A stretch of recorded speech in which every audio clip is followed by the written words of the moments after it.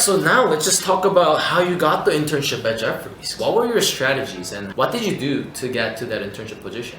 For investment banking internships or internships in general, they'll have different timelines of when you have to apply for the positions. So I did my internship the summer of 2022.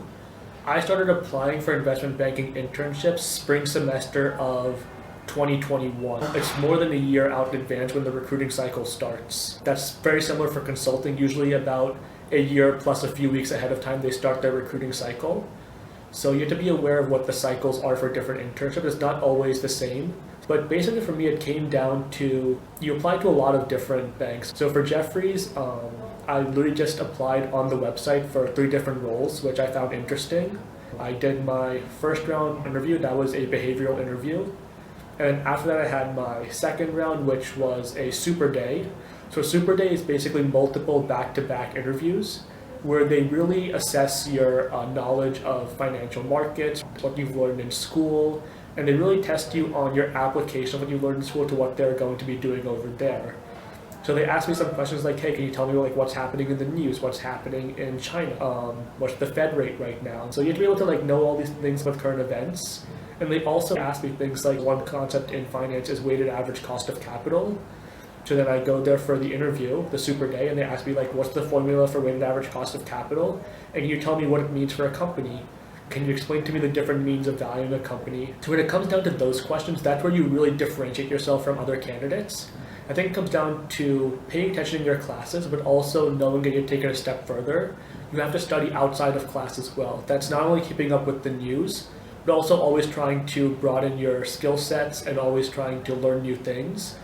So try and learn how do you value a company? What's the difference between a discounted cash flow model versus a leveraged buyout? So trying to learn these concepts on your own is what really sets you apart from other candidates for those positions. I thought it was pretty similar to computer science major student because it seems like when I talked to one of my friend who is a computer science major student, he said that a lot of things that you learn during the semester is from a class. But your practice doesn't end there. You have to actually work in a project so that you know how to use those skills. So it's not just about working inside of a classroom, but you also have to learn outside of classroom. Yeah, absolutely. I mean, your textbook says one thing. So in finance, we often assume, this quote unquote perfect world where everyone makes rational decisions and there's no taxes, nothing like that. So everything becomes very easy, very formulaic. In the real world, that's not how anything works. So that's really what they want to know. Can you take those concepts you've learned in class and can you really apply them to the real world and try and understand what changes between what you do in class and what you do in the real world? Because there's a big learning curve once you enter the office. But as long as you understand the basics and you can show that you can apply what you've learned, that really sets up a really solid base work to go forward from. Yeah, so we just talked a lot about the internship that you had as a finance major student. Who do you recommend this major to? Yeah, so finance majors I think can appeal to a broad set of people. So again, finance is basically the study of managing money. Anything from managing people's retirements account, like how a lot of people think about finance, to how companies look to fund future projects, to fund future innovations, to going more on the investment banking side or consulting side to help companies solve their problems. And so I think one side is people who are very quantitative, people who enjoy mathematics. If you're someone who likes numbers, no matter how basic or complex, there's a field in finance for you.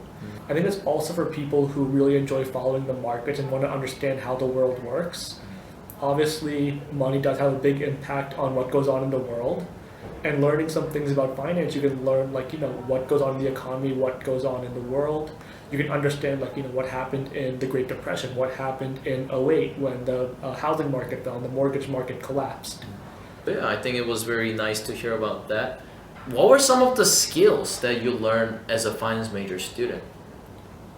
I think the most important skill you learn as a finance major is going to be learning how to interpret information and also learning that models don't work. Models work, but models don't accurately reflect what really happened in the real world. One of the professors I had, he ran a lot of funds for majority of his life, and he's now teaching at Rutgers. And like one of the first things that he told us was that there's a lot of information out there, a lot of it you don't need, and there's a lot of it you do need. So learning how to discern what information is really valuable to you and what isn't at certain times. And then also learning about, what goes on in a classroom versus what goes on, or not in a classroom, what goes on in a textbook versus what goes on in the real world, I think is the other thing that's really valuable. Because you have to be able to put those two apart. I think finance is very different from a lot of majors like comp sci. Where comp sci, what you learn how to program in a classroom is very similar to how you're going to program in the real world. Right. In finance, there's certain things you learn in a classroom which are pure theory based, and when you go to the real world, they completely fall apart and don't really exist that same way. I think learning how to separate those two was an incredibly valuable skill. These are all things that you can get exposed to as long as you put yourself out there in college and you're willing to work for it. I heard a lot of bad things about having some bad group members in some classes that I had. I'm a psych major student. But does that happen also in business school, whenever you guys have a group work? Yeah, obviously groups are a bunch of random people being thrown together most of the time, and it's not always easy, and group projects do sometimes have conflicts that occur. But I think that's also incredibly valuable. If group projects were always perfect, it wouldn't be a skill you can differentiate yourself in the workforce. So knowing about how to work in a group project, knowing how to overcome conflict is something that's very valuable. And I think the most important skill with group projects is knowing how to overcome conflict. I think the most important thing is trying to understand what everyone's end goal is, and then trying to help people basically get their opinions out there. A lot of times what I found is that group projects fall apart when people are too nervous to speak, or they're saying one thing, but they mean something else, they can't get that across. So learning how to figure out those soft skills, what other people are trying to say, and if you can learn how to help facilitate that communication, your group projects become a million times easier. Because once everyone's on the same page, people are generally very competent. They can do what needs to be done. We're at the last part of the interview. Thank you very much for very informational content. I think even as a person who didn't know much about business and especially finance, I was very curious. But I think you really explained in a way that made people understand about finance very easily. So I am very thankful for your explanations. Because you have been in college for almost 4 years, and now you're about to graduate, what is the most important lesson that you learned from being in college for 4 years? I think the most valuable lesson you learn at college is learning how to ask questions and learning that it's okay to ask questions. I think freshman year, the biggest mistake I made was not asking enough questions in my classes. These professors are experts in their field, so ask questions to those people. They're here to help you learn, and everyone around you is also there to learn.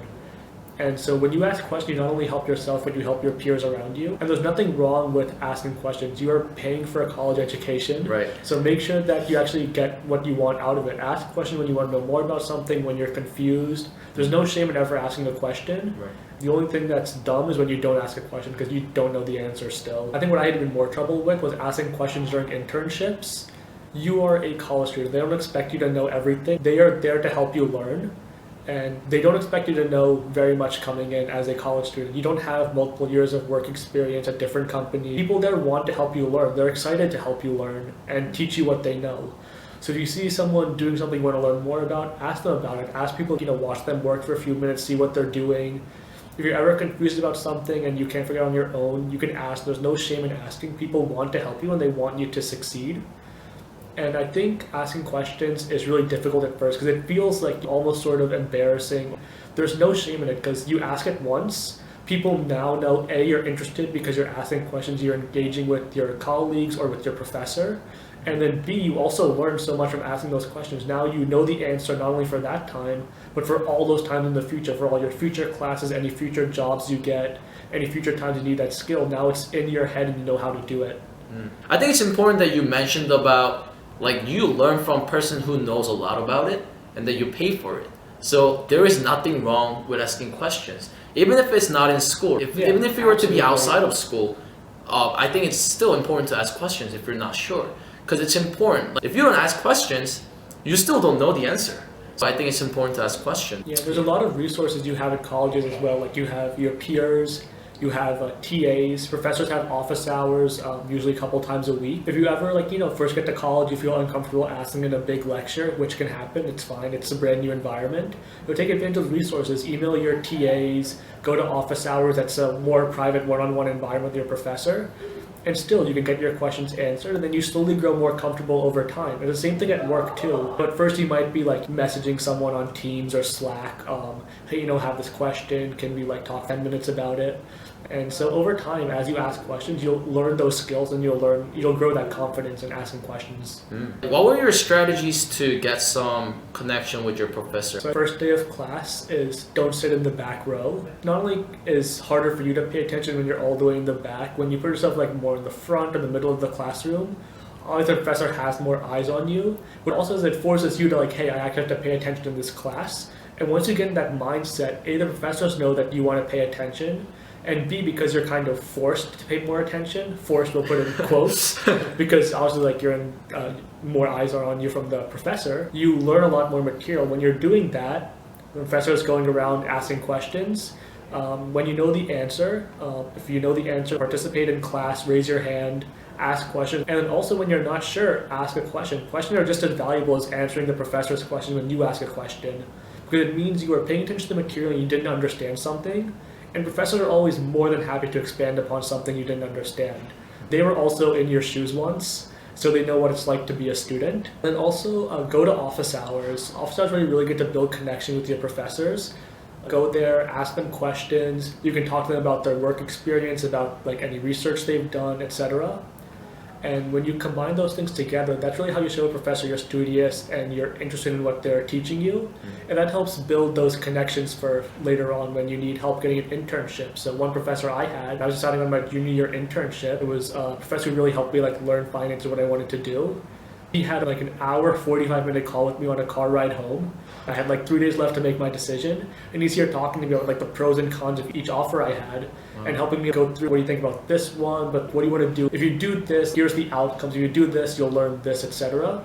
And it really helped me feel more confident in my decision. So there is a lot of benefit to becoming close with your professors because they are mentors to you. They're not just there to teach you, they're there to mentor you and help you learn and grow as a Thank you very much for your amazing time. Yeah, I know everyone is thank busy. you. But yeah, thank you so much for joining interview today, and hope that a lot of people took good information from here and they get informed about what the finance major student is like and what options they have as a finance student.